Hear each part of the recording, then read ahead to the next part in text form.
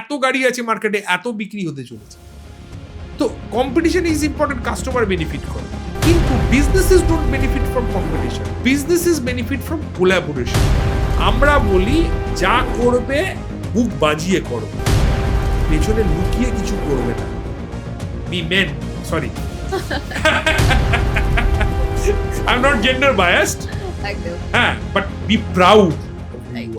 আচ্ছা, বিবিসির কাজের ক্ষেত্রে কোলাবোরেশন ওভার কম্পিটিশন, এই যে ওয়ার্ডটা বলবো বা এই ফ্রেজটা বলবো, এই ধারণাটা কতটা গুরুত্বপূর্ণ? খুব গুরুত্বপূর্ণ, কারণ আপনি যদি কম্পিটিশন করেন তাহলে আপনার বেনিফিটটা কার হয়? যারা ব্যবসা করছে তাদের বেনিফিট হয় না।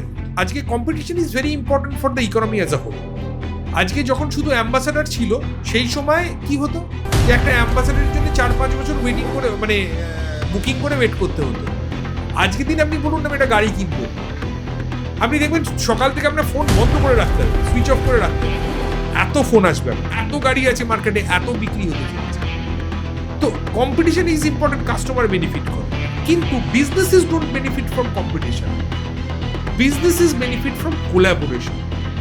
আজকে যদি আমরা অন্য ব্যবসাগুলোর সাথে কোলাবোরেট করতে পারি, ধরুন একজন, আমারই এক বন্ধু রয়েছে,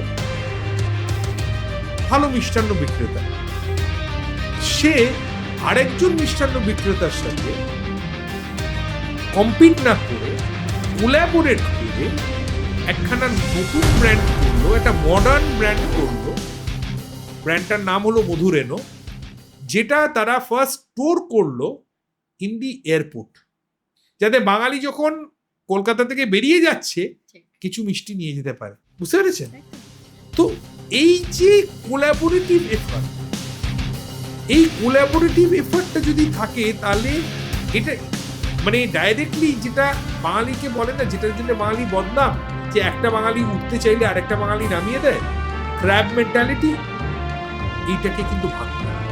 বিবিসি বোধহয় সেই কাজটাই করছে। That's our work. আমরা বলি যা করবে বুক বাজিয়ে করো, পেছনে লুকিয়ে কিছু করবে না। Be men, sorry, I am not gender biased, একদম। হ্যাঁ, বাট বি প্রাউড।